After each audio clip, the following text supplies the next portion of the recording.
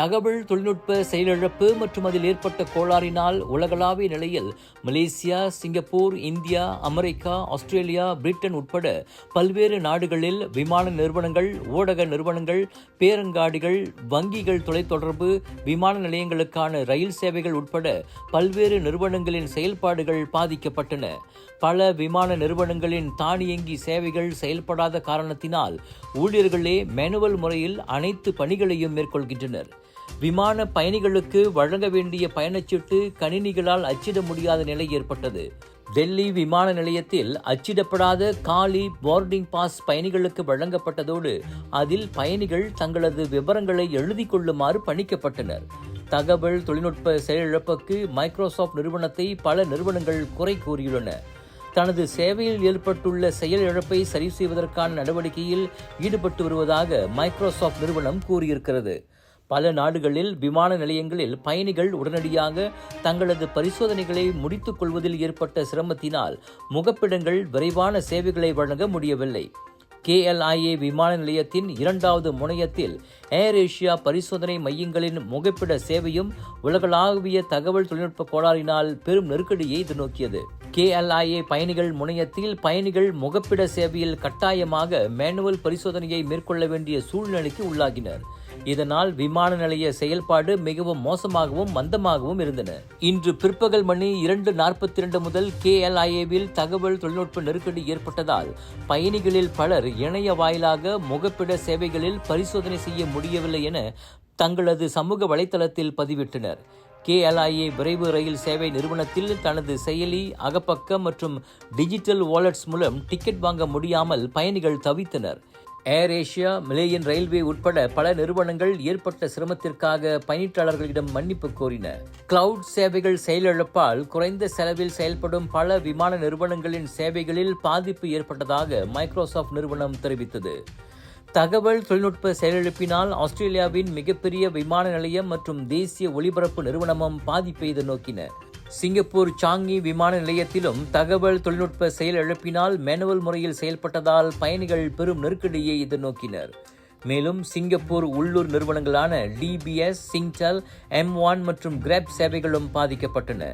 Windows மென்பொருள் மூலம் இயங்கும் கருவிகளில் சமூக ஊடக தளங்களை பயன்படுத்த முடியவில்லை என சிங்கப்பூர் பயனர்கள் புகார் தெரிவித்தனர்.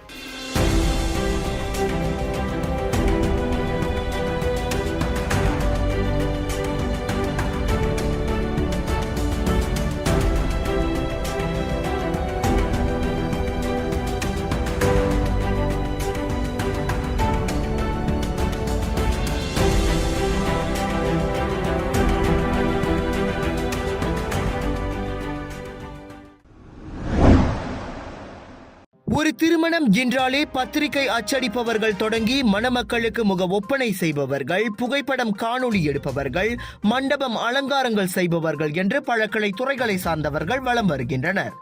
அந்த அளவுக்கு இந்திய திருமணத்துறை மிகப்பெரிய வர்த்தக துறையாக மாறியிருக்கிறது. இந்நிலையில் மலேசியா முழுவதிலும் இத்துறையில் திருமண நிகழ்ச்சிகளை வெற்றிகரமாக ஒருங்கிணைத்து வரும் பல வல்லுநர்களை ஒன்றிணைக்கும் நோக்கில் கருத்தரங்கு ஒன்றை WPAM எனும் மலேசிய திருமண நிகழ்ச்சி நிபுணர்கள் சங்கம் இன்று ஏற்பாடு செய்திருந்தது. இரு பிரிவுகளாக நடைபெறும் இக்கருத்தரங்கில் குறிப்பாக முக ஒப்பனை மற்றும் திருமண புகைப்படம் காணொளி எடுப்பதை குறித்தும் விவாதிக்கப்பட்டதாக WPAM தலைவர் வேதகுமார் ராஜகோபால் தெரிவித்தார். இன்னைக்குள்ள இவென்ட் நம்ம first time wedding professional alliance Malaysia எல்லா wedding vendors, professional service providers, சப்ளையர்ஸை கூப்பிட்டு ஒரு நிகழ்ச்சி செய்கிறோம். 2 செக்மெண்ட் செமினார் செய்கிறோம். Makeup artistry forum and photography videography forum. இதில் வந்து ஒரு ஆல்மோஸ்ட் 400 பார்ட்டிசிபெண்ட்ஸ் ஜாயின் பண்ணியிருக்காங்க காலையில். இந்த WPAM நிகழ்ச்சி, WPAM wedding professional alliance Malaysia, இந்த ஒரு விஷயம் வந்து எல்லா வெட்டிங் இண்டஸ்ட்ரி பிளேயர்ஸை கூப்பிட்டு ஒரு கேதரிங் செஞ்சு நமக்குள்ளே ஒரு நல்ல ஒரு நெட்வொர்க்கிங் இருக்கணும், நமக்குள்ளே ஒரு அண்டர்ஸ்டாண்டிங் இருக்கணும், ஒரு யூனிட்டி இருக்கணும்னு சொல்லிட்டு சின்ன ஆசையில் ஆரம்பித்த ஒரு பிளான் இன்னைக்கு வந்து இந்த அளவுக்கு வளர்ந்துருக்கு. மலேசியாவில் செயல்படும் நிபுணர்கள் மட்டுமின்றி இந்தியாவில் இருந்தும் திருமண நிகழ்ச்சி ஒருங்கிணைப்பாளர்கள் பலர் இன்றைய நிகழ்ச்சியில் கலந்து சிறப்பித்தனர். ஒவ்வொரு கலைஞர்களுக்கும் இருக்கும் தனித்தன்மையான திறமைகளை ஒருவருக்கு ஒருவர் அறிந்து கொள்ளும் வகையிலும் அவர்களுக்கு இடையிலான நல்லிணக்கத்தை மேம்படுத்தவும் இன்றைய நிகழ்ச்சி வழிவகுத்துள்ளதாக கலந்து கொண்டவர்கள் வணக்கம் மலேசியாவிடம் பகிர்ந்து கொண்டனர். இந்த ஈவெண்ட் இன்னைக்கு WPAM ஈவெண்ட் ஃபர்ஸ்ட் டைம் இவங்க செஞ்சுருக்காங்க மலேசியாவில். இன்னைக்கு பார்க்குற க்ரௌட் வந்து என் மனசுக்கே ஒரு பெரிய சந்தோஷம். இவ்வளோ ஒரு யூனிட்டி, இவ்வளோ ஒரு எப்படி சொல்கிறது, இல்லாத ஒரு பாண்ட் கூட இன்னைக்கு வந்து நிறைய பேர் இது உருவாக்க போகிறாங்க. அதில் நானும் ஒருத்தவங்க. இன்றைக்கி ஒரு ஃபோட்டோகிராஃபராக இருந்து நான் வந்து மற்ற வெண்டர்ஸ் கூட மீட் பண்ணும்போது அவங்களோட ஸ்கில்ஸ், அவங்களோட ட்ரிக் அண்ட் அவங்களோட ஸ்கில்ஸ் எல்லாத்தையும் நானும் வந்துட்டு இன்ஸ்பயர் பண்ணிகிட்டு இருக்கேன். I'm getting some knowledge out of them. அவங்க மூலிமா வந்துட்டு இப்படியும் செய்யலாமா, இதனால தான் அவங்க அப்படி செய்கிறாங்க, இதனால தான் இப்படி செய்கிறாங்க, ஸோ இது நம்ம எப்படி ஒன்றா செய்யலாம், எப்படி நம்ம பெட்டராக செய்யலாம், அந்த மாதிரி நான் நிறைய விஷயம் நான் கற்றுக்கிட்டேன். இந்த WPAM ஏற்பாடு செய்த இந்த ஒரு நிகழ்வு மூலிமா நானே இவ்வளோ பார்க்காத, நிறைய அறிமுகமாகாத பல கலைஞர்களை இந்த ஒரு இடத்துல பார்த்தேன். இப்படி பார்க்கும்பொழுது என்ன ஆகும்னா, நட்பு ரொம்ப ரொம்ப அவசியம். காரணம், ஒருத்தர் உதவி செஞ்சுக்கிட்டா தான் வளர முடியும். அந்த ஒரு ஒற்றுமை வந்து ரொம்ப அவசியம். இந்த ஒவ்வொருத்தரும் அவங்களோட துறையில் வந்து தெரிஞ்சுக்க வேண்டிய நிறைய விஷயங்களை வந்து ஒருத்தர்கிட்ட இருந்து ஒருத்தர் கற்றுக்கூடிய விஷயங்கள் இருக்குது. அதுக்கான ஒரு அற்புதமான தருணமாக நான் இதை கருதுகிறேன். இது வந்து மேலும் அவங்க தெரியாத விஷயங்களை கற்றுக்கிறதுக்கும் இல்லை அவங்களுக்கான அந்த வேலை ஆப்பர்ச்சுனிட்டியும் வந்து இதன் மூலிமா, இன்றைக்கி வந்து ஒரு மேக்கப் ஆர்டிஸ்ட்க்கு அவங்களுக்கு அதிகமான புக்கிங்ஸ் வரும்போது இல்லை என்கொயரி வரும்போது அவங்களுக்கு அவங்க நண்பர்கள் யாராவது அறிமுகமான இருக்கலாம், அவங்களுக்கு வந்து ரெக்கமெண்ட் பண்ணலாம். இந்த மாதிரியாக நிறைய நன்மைகள் இந்த ப்ரோக்ராம் மூலிமா இருக்கு. என்னை பொறுத்த வரைக்கும் எல்லாருமே வந்து ஒரு இடத்துல வந்து கேதர் பண்ணி மிங்கிள் பண்ண வைக்கிறது ரொம்ப கஷ்டம். ஆனால் அதே வந்து இவங்க வந்து சாதிச்சு காமிச்சிருக்காங்க இன்னைக்கு. அண்ட் ஐ ஃபீல் இது வந்து நம்ம இண்டஸ்ட்ரிக்கு ரொம்ப முக்கியமான ஒரு விஷயம். அண்ட் இன்னைக்கு வந்து நம்ம எல்லாரும் வந்து ஒரு கம்யூனிட்டியாக யுனைடெடாக எல்லாரும் பழகி நெட்வொர்க் பண்ணுறதுக்கு ஒரு நல்ல பிளாட்ஃபார்ம். இந்த மாதிரி ஈவெண்ட்ஸ் வந்து சென்னையிலையும் நடக்கணும் அப்படின்றது என்னுடைய ஆசை. சென்னையில் நடக்குது, எக்ஸ்போஸ் நிறைய நடக்குது. பட் இந்த மாதிரி ஒரு கிராண்ட் ஸ்கேலில் இந்த மாதிரி ஒரு நெட்வொர்க்கிங்கை டெவலப் பண்ணுற மாதிரியான ப்ரோக்ராம்ஸ் இருந்தால் நிறைய ஹெல்ப்ஃபுல்லாக இருக்கும்னு நினைக்கிறேன். ஆக்சுவலாக என்னுடைய எல்லா இன்ஸ்பிரேஷன்ஸுமே மலேசியன் ஃபோட்டோகிராஃபர்ஸ் தான், மலேசியன் தமிழ் ஃபோட்டோகிராஃபர்ஸ். ஸோ தமிழில் நம்ம இந்தியாவில் இந்த மாதிரி ட்ரெடிஷன்ஸு, இந்த மாதிரி தான் ஃபோட்டோ எடுக்கணும்னு ஒரு தியரி இருந்துச்சு எங்களுக்குள்ள. ஸோ மலேசியன் வெட்டிங்ஸ் ஷூட் பண்ணுறது பார்க்கும்போது எங்களுக்கு டிஃப்ரெண்ட்டாக ஃபீல் ஆச்சு. மேபி உங்களுக்கு கூட எங்கள் வெட்டிங்ஸ் பார்க்கும்போது அப்படி ஃபீல் ஆகலாம். ஸோ என்னோட இன்ஸ்பிரேஷன்ஸ் எல்லாருமே மலேசியாவிலேருந்து இருக்குன்னும் போது, ஸோ இங்கே எல்லாரையும் ஒரே இடத்துல மீட் பண்ணலான்னும் போது it's even more exciting for me. Over here there are more than 400 பேர் இருக்காங்க. இப்போ ஒரு அருமையான ஒரு நெட்வொர்க்கிங்கான ஒரு ஈவெண்ட்டாக இருக்கிறது இது. And we get to know lot of people. எங்கள் சேம் ஃபீல்டில் இருக்கிறது ரொம்ப ரேர். முக்கியமாக வந்து ஒரு ஃபோட்டோகிராஃபர் இன்னொரு ஃபோட்டோகிராஃபர் பார்க்குறதே ரொம்ப ரேர். இப்போ நான் வந்து ஒரு photographer and then videographer. Over here there are hundreds of photographers and videographers and also the other vendors, makeup artists இந்த மாதிரி இருக்கிறவங்க. Although we are in the same field, actually எங்களுக்குள்ள இருக்கிற நாலேஜ் ஷேர் பண்ணுற ஒரு பிளாட்ஃபார்மாக இது ஆயத்தம் பண்ணியிருக்காங்க. இதனிடையே இன்று இரவு ஏறக்குறைய 700 பேர் கலந்து கொள்ளும் விருந்து உபசரிப்பு ஒன்றும் திருமண நிபுணர்களுக்கு ஏற்பாடு செய்யப்பட்டுள்ளது. அதில் 20 ஆண்டுகளுக்கு மேற்பட்ட திருமணங்களை ஒருங்கிணைத்து வரும் 40 நிபுணர்களுக்கு இன்று விருது வழங்கி கௌரவிக்கப்பட உள்ளதையும் அதன் ஒருங்கிணைப்பாளர் ருவனேஷ் அரவிந்த் கூறினார்.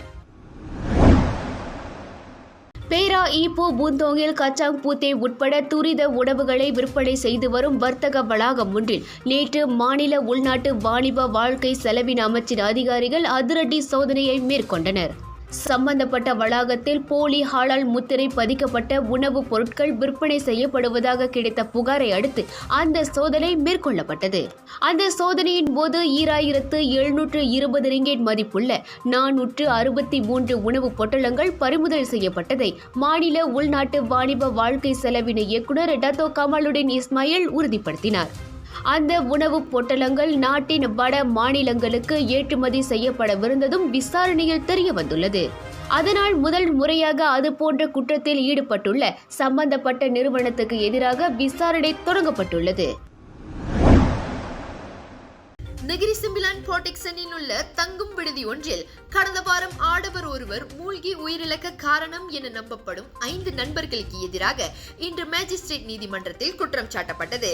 எனினும் 36 வயது மகாராஜ், 34 வயது சண்முக சேர்வை, 42 வயது ஃபெசித்துன் ஃபைரோஸ் அரிஃபின், 31 வயது பிரவீனா மற்றும் 34 வயது சுவிப்ரா ஆகிய அந்த 5வரும் தங்களுக்கு எதிரான அந்த குற்றச்சாட்டை மறுத்து விசாரணை கோரினர்.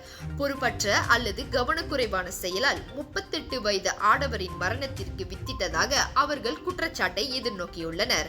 எனினும் அது கொலை குற்றமாக வகைப்படுத்தப்படாது. ஜூலை 13ஆம் தேதி அதிகாலை மணி 2 வாக்கில் தங்கும் விடுதி ஒன்றில் நீச்சல் குளத்தில் அவர்கள் அக்குற்றத்தை புரிந்ததாக தெரிவிக்கப்பட்டது. குற்றம் நிரூபிக்கப்பட்டால் அதிகபட்சம் 2 ஆண்டுகள் சிறை தண்டனை அல்லது அபராதம் அல்லது இரண்டுமே விதிக்கப்படலாம். தலா 4000 ரிங்கெட் உத்தரவாத தொகையில் அவர்கள் இன்று ஜாமீனில் விடுவிக்க நீதிமன்றம் அனுமதி வழங்கியது.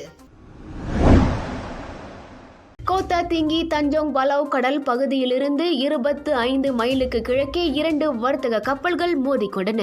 இன்று காலை மணி 6:55 அளவில் அந்த விபத்து நிகழ்ந்ததாக அறிவிக்கப்பட்டது. இதனைத் தொடர்ந்து ஜோஹர் பாரு கடல் மீட்பு குழு மையத்தின் தேடும் மற்றும் மீட்பு குழுவினர் தேடும் நடவடிக்கையை தொடங்கியுள்ளனர். MT FA9 என்ற வர்த்தக கப்பல் MT சீரிஸ் 1 கப்பலுடன் மோதியது. தஞ்சோங் செண்டிலி கடல் மண்டல பகுதியில் தேடும் மற்றும் மீட்பு ஒருங்கிணைப்பு நடவடிக்கை மையம் தொடங்கப்பட்டுள்ளது. அரசு மலேசிய கடற்படை கப்பல்கள் உட்பட மீட்பு பணிகளுக்காக கப்பல்கள் இன்று காலையில் விபத்துக்குள்ளான கடல் பகுதிக்கு விரைந்தன. எண்ணெய் கசிவு ஏற்படும் அபாயத்தை எதிர்நோக்குவதற்காக இந்த விபத்து குறித்து சுற்றுச்சூழல் துறைக்கு முன்கூட்டியே தெரிவிக்கப்பட்டுள்ளதாக அதிகாரிகள் தெரிவித்தனர்.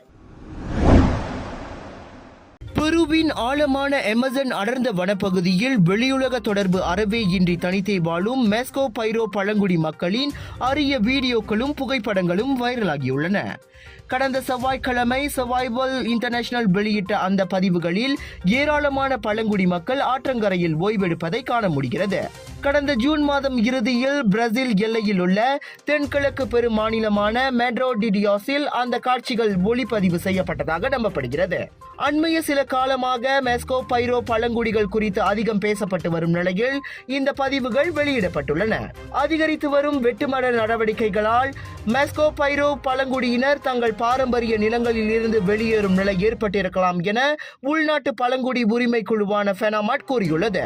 குறிப்பாக உணவு மற்றும் குடிநீர் தேடி அவர்கள் புறப்பட்டிருக்கலாம் எனவும் கூறப்படுகிறது.